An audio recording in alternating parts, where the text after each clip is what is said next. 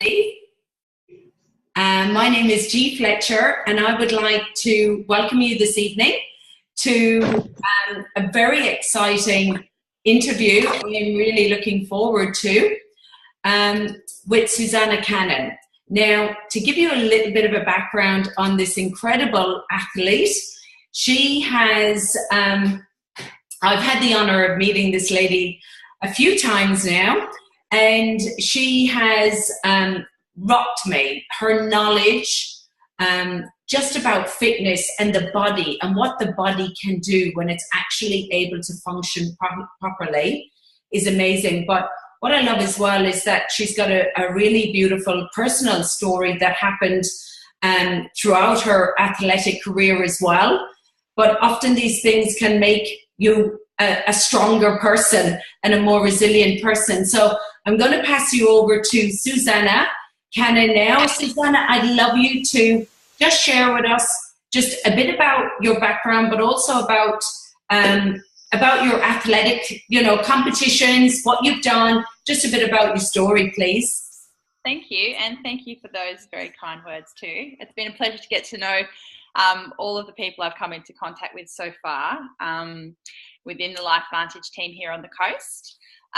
In terms of my background in sports and athletics and things like that, probably from about the age of 15, I was representing at state level for softball and athletics.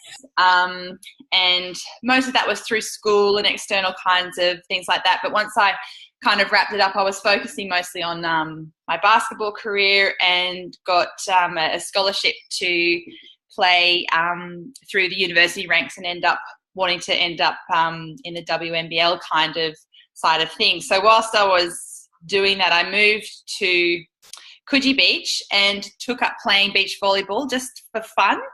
And I absolutely fell in love with the sport and really fell in love with actually the worldwide community, which was very passionate, very diverse, and gave away everything else and took up beach volleyball full time. So that involved, 12 to 15 hours a weekend, being at uni, 3 jobs at the same time. So life was a whirlwind, but I was definitely on a trajectory where I was wanting to be in the Olympics. That was always the plan. I'd actually been assigned a mentor through an AIS scheme, somebody that had participated in another sport in the Olympics.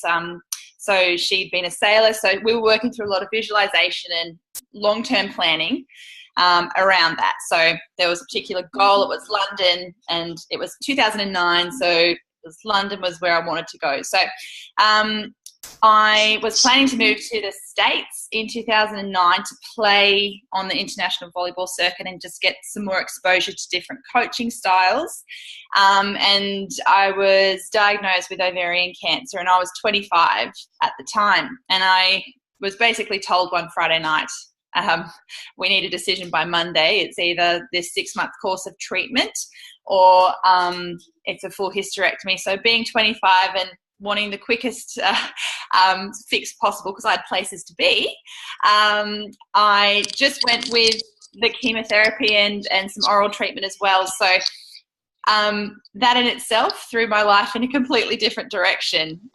Did not anticipate the toll that physiologically it took on me as an athlete, as well as the mental effects of everything to do with going through anything like that. So I went through obviously a level of recovery over a number of years, moved away from movement of any kind for about 4 years. So, and went through another couple of bouts of stage 3 cervical cancer. So my life went from being on a trajectory towards what I thought it was going to be something completely different. And the best thing out of that, I guess, is that on the other side of recovering and finding out who I am, perhaps not as a professional beach volleyball Olympian, I like that you put me down as an extreme athlete. I think I'm an extremist. Like, there's not very much I don't do or haven't participated in at a sports level.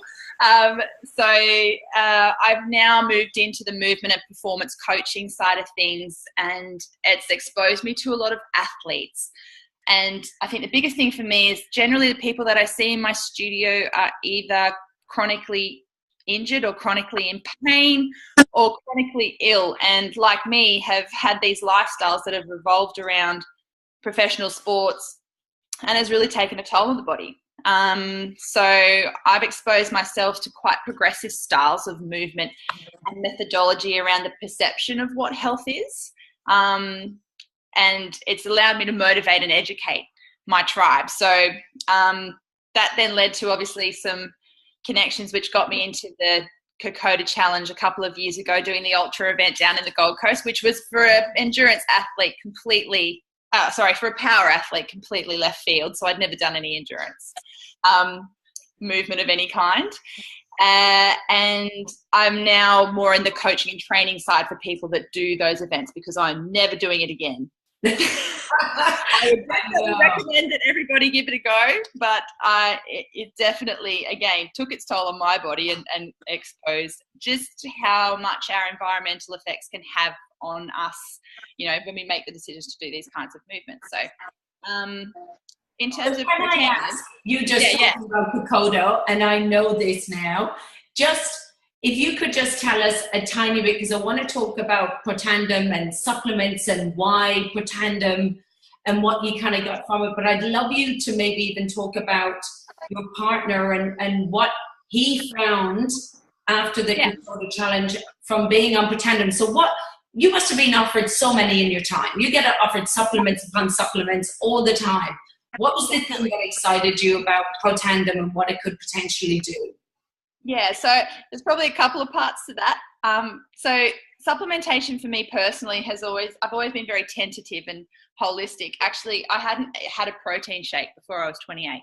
So I've always been very, I don't know why, anything in a box or a bottle or powder.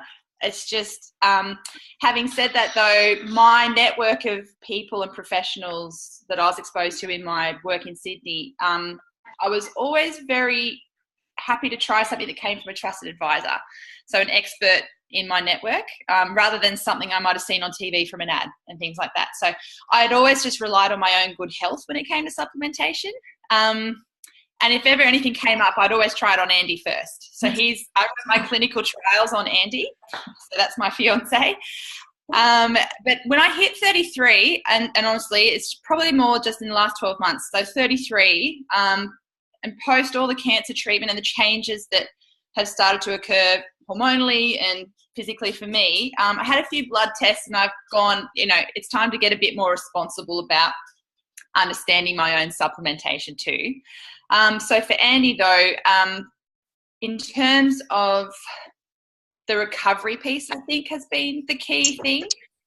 So I asked him to take it first of all because I knew he'd be better than me, as I've said to you before, G, at actually just taking a tablet every day. I'm shocking. I'm terrible. And he had done the Kokoda Challenge a couple of years ago. We both had, and we had what we thought was an impeccable diet. We had the best training schedule ever. We completed the challenge in a ripper time, and then I couldn't do anything for about 12 weeks after it. Andy's ended up with knee reconstruction the next year. Like the aftermath was huge for us. So I think this time when he was taking Protandim, we doubled down. We went to Hawaii about 2 weeks. We came back 2 weeks before the actual event. Our nutrition, and being deeply honest, our nutrition was far from what it had been when we participated in the event the year before, as well as the movement and craft beers in Hawaii had not potentially, being geared towards a productive kind of training schedule for Kokoda. But the one thing we had done really religiously, and I did do it in Hawaii, was to take Protandim twice every day. So as I've said to you before, from a scientific background and from being really careful around the way that we position these things, all I can say is that's the only thing that we consistently did do in the lead up to the event that Andy participated in just gone. And the team as a whole did really well. It was a different kind of an event. It was very, very tough, lots of rain and the usual things around the endurance and ultra events. But, out of 4 people, all of whom had hugely swollen feet, major injuries that flared up at an inflammation level, and then the absolute exhaustion piece, Andy was on the edge of his team, almost not really wanting to say anything because, one, nothing was swollen. Like, there was a few hot spots on the feet. It was quite remarkable, really. And compared to the last time he'd done it, it was really distinctly different. And then the recovery piece after, he was back in the gym 2 days later, definitely moving the next day and things like that. So I have to look at that as somebody that lives as an evidence-based practitioner and start to ask some serious questions. Now, again, and I'm not sure if I'm answering something you're going to ask me later, so stop me if I am. I'll just continue on. Yeah, just some high-level science around, I guess, what's now exciting me about understanding what it is that's potentially created the difference for Andy and now for myself, because I've been really, really good for like 4 weeks now and taking my tablet every day, some high-level science around, I guess, glutathione and things like that. So when we look at the neuroplasticity of the body's tissue, I get really, that's what excites me when it comes to movement as well as nutrition and other things. So neuroplasticity basically is an umbrella term that we use to describe things in our environment like behavior, emotions, kind of external factors that can actually have a direct biochemical effect on the brain tissue, and then the flow-on effect of that is obviously every other part of the tissue in the body. So when we talk about tissue, for me, it's blood, it's bone, it's muscle, it's fascia, it's nerves. They're all types of tissue. And this is like an example of that is if you haven't done any movement for a while, even if you just do a little bit of like aerobic type exercise, you might feel better or you feel good. That's actually not just a feeling. That's a real scientifically formulated and documented reaction. So neuroplasticity of the brain tissue is, for me, what then drives higher functions, be it someone that's an ultra athlete or someone that's a power athlete or someone that is just maintaining their general health day to day. So where I'm going with that is one of the biggest precursors for diminishing higher function of the brain tissue, and mainly within the hippocampus, which is that front section, is free radical cell activity and T-bar cursors for representation of oxidative stress. So if you think about the environment and the way that you're feeling and start to realize that that can actually have an impact on your movement capabilities, it means that it can also have the reverse effect. So if we can have a positive influence on that, as well as acknowledging potentially all the negative impacts that come through, we can start to affect real change in things like the way that we might actually respond to pain, all of that kind of thing. So if you think about athletes, when we're constantly asking our bodies to push past normal human capacity and achieve something outside of what we did before, we need that PB, we need that next goal, that next best thing, that next competition. We're already adding extracellular impacts to a very stressed out system. And I mentioned that Monday night when I spoke at the event that the best representation of this is Usain Bolt winning gold medals with stress fractures in his spine. That is just a very well managed high functioning system. So glutathione hasn't been found to stop the onset of these diseases or states that we have linked to things like oxidative stress. And in particular, I'm just going to refer to a few studies to do with ultra athletes. Mm-hmm. But what they have found, and they found it in the placebo subjects as well, is the absence or the reduced amount of glutathione in subjects. So we, and I in particular, because it's the core of what I do in terms of movement, and making a decision to follow the evidence in front of me and assume that this substance is actually the key to potentially preventing or abating the further onset of symptoms if you were already representing with some of those disorders like arthritis and early onset of Alzheimer's, things like that. So I want to make sure that I'm doing everything I can to supplement that correctly, and have taken a line to suggest that anyone that's participating in sport, and particularly at a competitive level, to look at their body and perhaps think about doing the same too, just for the longevity of their sport and the longevity of their bodies beyond a career in sport as well. Fantastic. So basically, what Protandim, so when you saw Protandim as this product, it's not a supplement that reduces oxidative stress, but Yep. then, after around 3 months, it kicks in the glutathione, which actually increases by 300%.